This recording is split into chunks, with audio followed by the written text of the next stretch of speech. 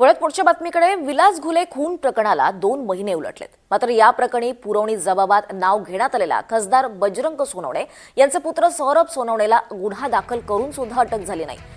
गेल्या 14 दिवसांपासून घुले कुटुंबियांचं जिल्हाधिकारी कचेरीवर उपोषण सुरू आहे आणि याच उपोषणाला समर्थन करण्यासाठी आणि खासदार बजरंग सोनवणे यांचे पुत्र सौरभ सोनवणेंना अटक करण्यात यावी या मागणीसाठी बीडमधल्या छत्रपती शिवाजी महाराज चौकातनं सकाळी 11 वाजता जिल्हाधिकारी कचेरीवर भव्य विराट मोर्चा काढण्यात येणार आहे.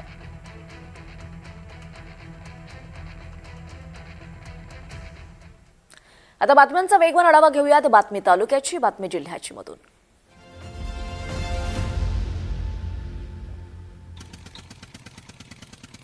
शिवसेना पक्ष आणि चिन्हावर काल झालेल्या सुनावणीत ठाकरेंच्या बाजूने अॅडव्होकेट देवदत्त कामत यांनी युक्तिवाद केलाय.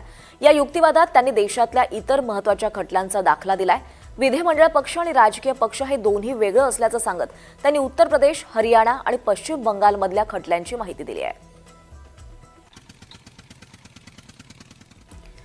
पक्ष आणि विधिमंडळ पक्ष यात फरक आहे. पक्ष हा निरंतर आहे. पक्षातली माणसं गेली म्हणजे पक्ष जात नाही असा युक्तिवाद देवदत्त कामत यांनी केलाय.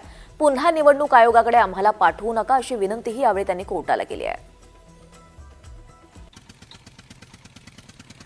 सुप्रीम कोर्टानं अपात्रतेवर निर्णय घ्यावा अशी मागणी वकील कामत यांनी केली आहे. पक्ष चिन्हाचा निर्णय हा केवळ विधिमंडळात संख्याबळ बघून घेण्यात आलाय.